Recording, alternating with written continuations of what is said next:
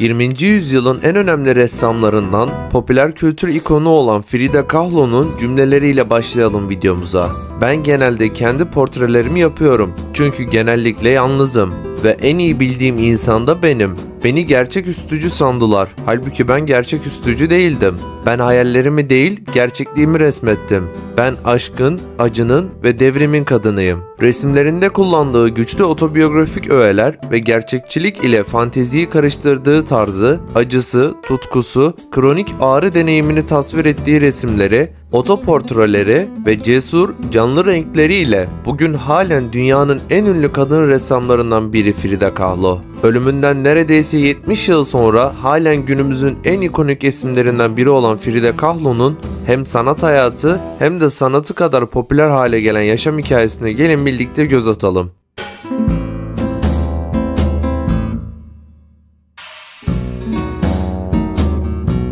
Tam adı Magdalena Carmen Frida Kahlo y Calderón olan Frida Kahlo, Macar asıllı Alman bir baba ile İspanyol ve Amerikan Kızılderili kökenli Meksikalı bir annenin çocuğu olarak 6 Temmuz 1907'de dünyaya geldi. Ailenin 3. çocuğudur ve Meksika'da dünyaya gelmiştir. Kahlo'nun babası Wilhelm, annesi Matilde ile tanıştığı ve evlendiği Meksika'ya göç etmiş bir Alman fotoğrafçıydı.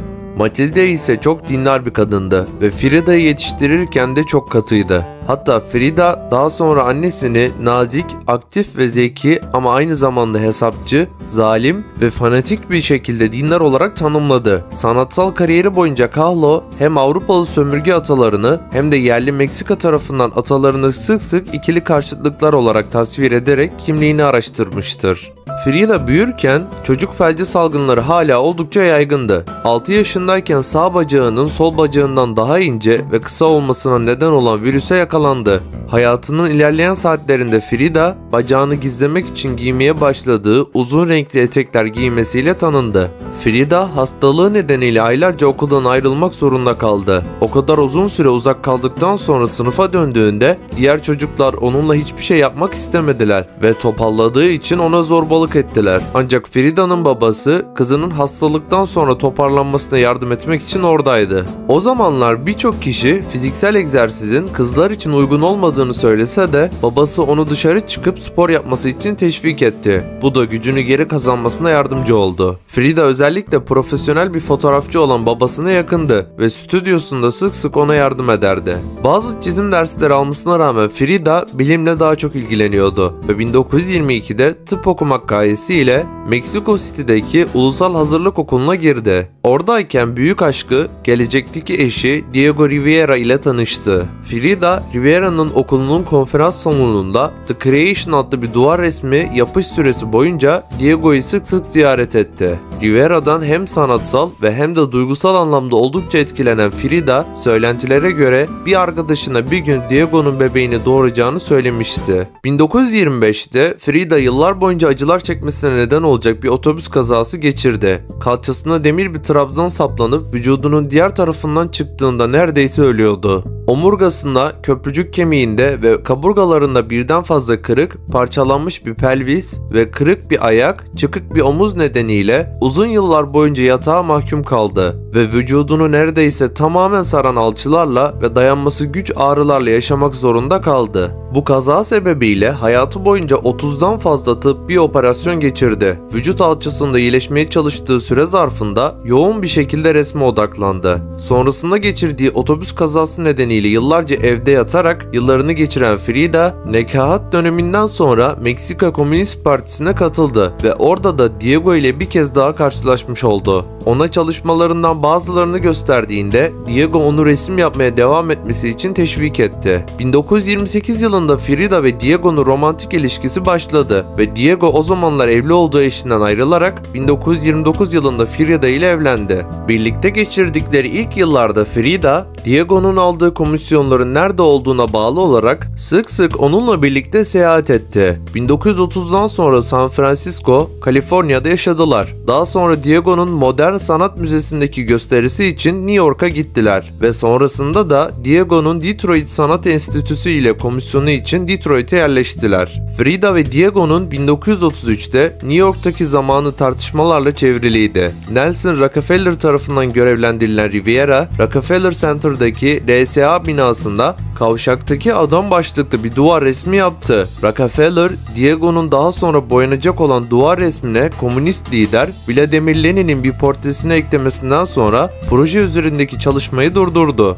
Bu olaydan aylar sonra çift Meksika'ya döndü ve Meksika'nın San Angel kentinde yaşamaya başladılar. Hiçbir zaman geleneksel bir birlikten yaşamayan Frida ve Diego, San Angel'da bitişik evler ve stüdyolar tuttular. Diego çapkın bir adamdı ve evlilikleri boyunca birçok sadakatsizliği olmuştu. Ancak içlerinden Frida'yı en çok etkileyeni Frida'nın küçük kız kardeşi Cristina ile olan ilişkisiydi. Frida Diego'ya o kadar aşıktı ki bütün bu olanlar onu çok üzmesine rağmen Diego'dan ayrılamadı. Ancak bu ailevi ihaneti cevaben Frida, alameti farikası olan uzun siyah saçlarının çoğunu kesti. Onu derinden yaralayan bir diğer durum ise bir türlü çocuk sahibi olamamaktı. Diego'dan bir çocuğu olsun isteyen Frida, düşüklerle sonuçlanan birden fazla gebelik yaşadı. Bu fırtınalı ilişki boyunca Frida ve Diego bir ayrılık döneminden geçtiler. Ancak sürgündeki Sovyet komünisti Leon Trotsky ve eşi Natalya'ya 1937'de yardım etmek için tekrar bir araya geldiler. Meksika'ya sığınma hakkı alan Troçkiler 1937'de Frida'nın çocukluk evi olan Mavi Saray'da onlarla birlikte kalmaya geldiler. Bir zamanlar Sovyet lideri olan Joseph Stalin'in rakibi Troçki eski düşmanı tarafından öldürüleceğinden korkuyordu.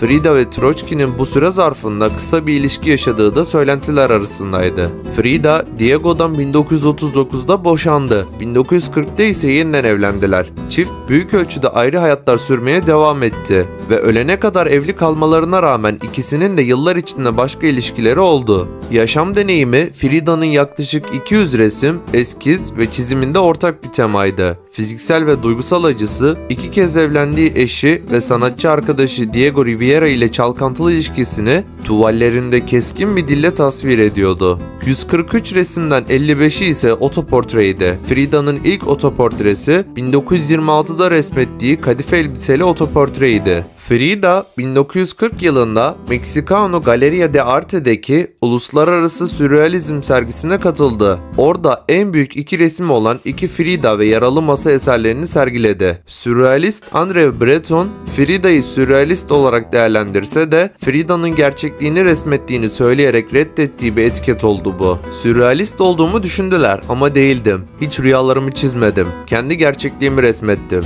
1945'te Don Jose Domingo Lavin, Frida Kahlo'dan Sigmund Freud'un psikanalizi sürrealizm üzerine kurulu olan Musa ve Tek Tanrıcılık kitabını okumasını ve bu kitaptan anladıkları üzerine yorumunu resmetmesi isteyince Frida Musa'yı resmetti ve bu resim Palacio de Bellas Artes'teki yıllık sanat sergisinde ikincilik ödülüne layık görüldü. Frida ara sıra komisyonda portreler yapmasına rağmen yaşamı boyunca çok fazla resim satmadı. 1953'te 47 yaşında ölümünden sadece bir yıl önce yaşamı boyunca Meksika'da sadece bir kişisel sergi açtı. O sırada doktorun emriyle yatak istirahatindeydi ama o sergisine katılmak istedi. Galeriye bir ambulansla geldi ve bir sedye ile getirilmesini ve açılışın keyfinin çıkarılabileceği bir yatağa taşınmasını istedi. Galeri açılışından birkaç ay sonra Frida'nın sağlığı daha da kötüye gitti ve sonunda sağ bacağı kangren nedeniyle dizinden kesilmek zorunda kaldı. Bu durum onu daha da depresif ve endişeli hale getirdi ve ağrı kesicilere bağımlı hale geldi. Son zamanlarında bronkopnömoniye bağlı olarak neredeyse tamamen yatalak olmuştu. Ancak buna rağmen Guatemala'nın CIA işgaline karşı bir gösteriye katılarak burada bir konuşma yaptı. O günün gecesinde durumu daha da kötüleşti. Yüksek ateşi vardı ve çok acı çekiyordu. O gece 13 Temmuz 1954'te henüz 47 yaşındayken vefat etti. Pulmoner emboliden öldüğü bildirilse de bazı söylentiler intihar veya aşırı dozdan ölmüş olabileceğini öne sürüyordu. Ölümünden birkaç gün önce günlüğüne şöyle not etmişti: "Umarım çıkış eğlencelidir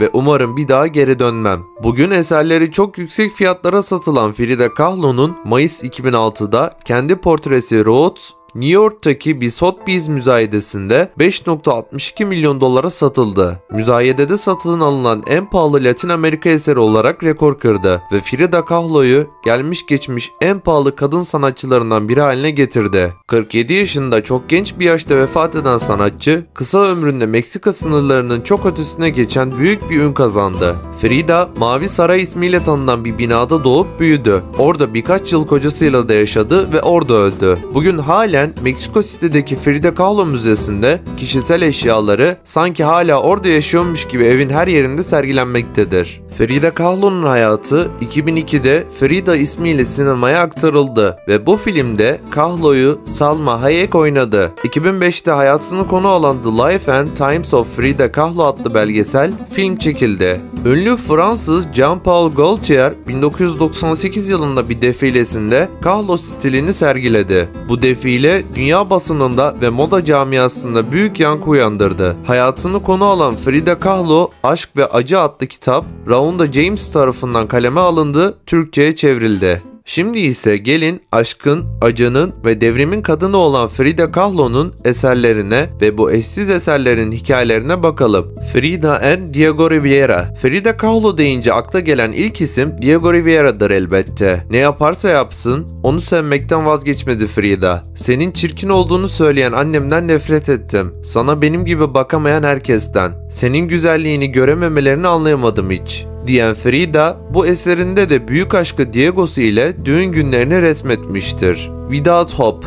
18 yaşında geçirdiği trafik kazasıyla gençlik yıllarını acılar içinde ve yatağa bağlı halde geçiren Frida Kahlo, yatağında da resim yapmaya devam etti. Omurgasının daha çabuk iyileşmesi için ise sanatçıya bol miktarda sakatat yedirildi. 1945 yılında yapılan bu tablo ise sanatçının o günlerini yansıtıyor. Resimde Frida'nın yatağın üzerinde şövalye benzeri bir düzeneye tutturulmuş olan sakatatları yediği görülüyor. Self Portrait with Cropped Hair. Frida, Diego ile çok büyük bir aşk yaşamıştır. Fakat bu büyük aşk aynı zamanda büyük ayrılıklarla doludur. İlk ayrılıkları sonrasında Frida, yaptığı bu resimde de olduğu gibi girdiği bunalım sonucu tüm saçlarını kesmiştir. Böyle bir bunalıma sebep olan ayrılığı nedeni ne olabilir ki diyecek olursanız eğer, biraz önce anlattığımız gibi ressam Diego Rivera çok çapkın ve kadın tutkunu olan bir adamdır ve evlilikleri sırasında Frida ile birbirlerini defalarca kez aldatmışlardır.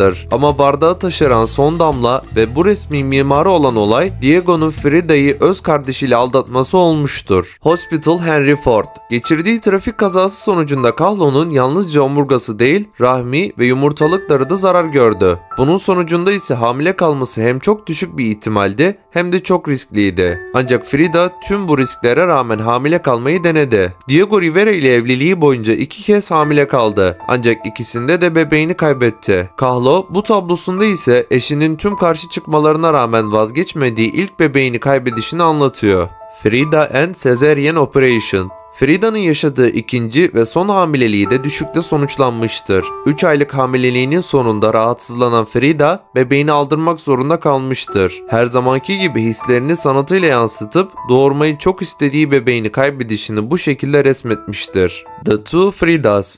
Frida'nın 1939 yılında Diego'dan ayrıldıktan sonra çizdiği resimlerden biridir The Two Fridas. Sağ taraftaki Frida Avrupa kültürlü bir kadın rolünde, soldaki ise Meksika yerlisi Frida'dır. Avrupalı Frida'nın kalbinden çıkan damar buradan uzanıp Meksikalı Frida'nın kalbine, oradan da Frida'nın elinde duran küçük bir aksesuara bağlanmıştır. Bu aksesuarın üzerinde Diego'nun çocukluk resmi vardır. Burada Frida Diego'yu hem kocası hem de çocuğu gibi gördüğünü anlatmak istemiştir. Portrait of Alejandro Gomez Arias. Alejandro Gomez Arias, Frida Kahlo'nun okul arkadaşıdır. O talihsiz günde Diego Riviera'nın ders verdiği okullarına giderken yaşadıkları trafik kazasında beraberlerdi. Fakat Alejandro bu kazadan Frida'nın aksine fazla yara almadan kurtulmuştur. Ardından bu kazadan sonra yatağa mahkum olan Frida'yı bırakarak aynı yıl ülkeden ayrıldı. Alejandro ile Frida bir süre mektuplaşmayı sürdürdüler. İlişkilerini bitirdikleri sene olan 1928'de Frida bu portreyi yapmıştır. The Broken Column,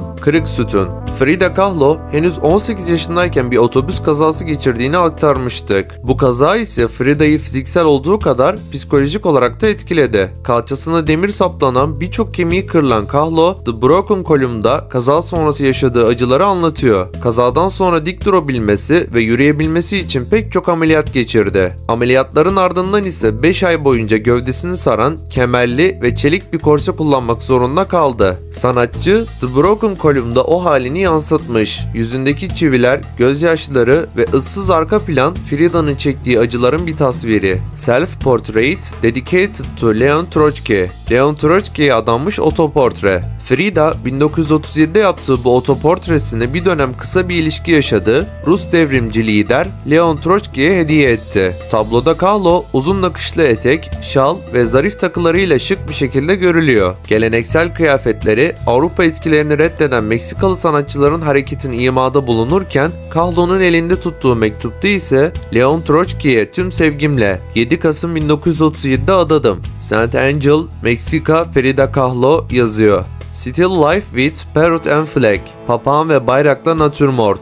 Kahlo'nun 1951 ile 1954 arasında yaptığı eserlerde arasında otoportreleri yok denecek kadar az. 1951 yılında yaptığı Natürmort çalışmasında ise Meksika milliyetçiliği ve bağımsızlığına göndermeler yapmış. Meksika'ya özgü öğelerin kullanıldığı eserde kesilmiş meyveler ise cinselliği temsil ediyor. Sonraki yıllarda ise Frida Kahlo erotizm temalarını eserlerinde öncekilere oranla çok daha açık bir şekilde kullandı. The Wounded Deer, Yaralı Geyik. Frida'nın acılar içinde çok zor bir hayatı olduğunu belirtmiştik. Bu tabloda yaşadığı acıları resmettiği eserlerinden biri. Geçirdiği trafik kazasının akabinde girdiği ameliyatlardan nedeniyle çok fazla acı çeken Frida, neredeyse cansız görünen bir ormanın içinde yaralı bir geyiği kendi suretiyle resmetmiş. Resmin sol alt kısmında ise karma yazıyor. Evrenin, dünyanın, ben, Diego'nun aşk kucağı. Bu tabloda ise Frida, yaşam ve ölümü, tabiat anayı resmetmiş. Resmin merkezinde Frida çıplak bir bebek olarak tasvir edilen Diego'yu kucaklıyor. Bu resim kocasına olan sevgisinin değişimini simgeliyor. Aynı zamanda Frida'nın annelik özlemini de temsil ediyor. Ki bu şüphesiz Frida'nın hayatındaki en büyük yaraydı. Diego on my thoughts, Diego'yu düşünmek. Frida bu tabloda onun için her ne kadar yıkıcı bir ilişki olsa da eşi Diego Riviera'ya olan sevgisini bir kez daha resmetmiş. Ressam kendisini törensel bir kostümün içerisinde bir gelin gibi tasvir etmiş ve Diego'ya duyduğu hayranlığın neredeyse dini boyutlara vardığını göstermek istemiştir. Alnındaki Diego portresi ise eşinden başka bir şey düşünmediğini anlatıyor. The Bus, otobüs. Frida bu tablosunda iki ayrı tema işliyor. İlki Meksika toplumundaki sınıf farklılıkları, diğeri ise hayatının dönüm noktası olan kaza. Resimdeki figürler soldan sağa alışveriş sepeti tutan bir ev hanımı, iş tulumları içinde mavi yakalı bir adam, Madonna benzeri bir pozisyonda bebeğini besleyen yalın ayak bir anne, dışarıdan bakan bir çocuk, para çantasını tutan bir iş adamı, sembolü kapitalizm ve Kahlo'nun kendisi olduğu öne sürülen genç bir kız. Ayrıca Frida'nın 1925'te uğradığı otobüs kazasına da resimde vurgu yapılıyor. Kahlo hiçbir zaman doğrudan kazayı tasvir eden bir resim çizmedi. Bu resimde de kazadan önceki anlar temsil ediliyor. Videomuzun sonuna geldik. Sizlere çok daha fazla ve kaliteli belgeseller üretebilmemiz adına videomuzu beğenerek ve kanalımıza abone olarak bize destek olabilir. Aynı zamanda bizlerin daha birçok belgesel severe ulaşmasını sağlayabilirsiniz. Ayrıca sol tarafta zamanının en büyük uyuşturucu karteline sahip olan Pablo Escobar'ın ilginç bir o kadar da şaşırtıcı belgeseli yer alıyor. Sağdaki oynatma listesi ise sizler tarafından en çok beğenilen videolardan oluşmakta.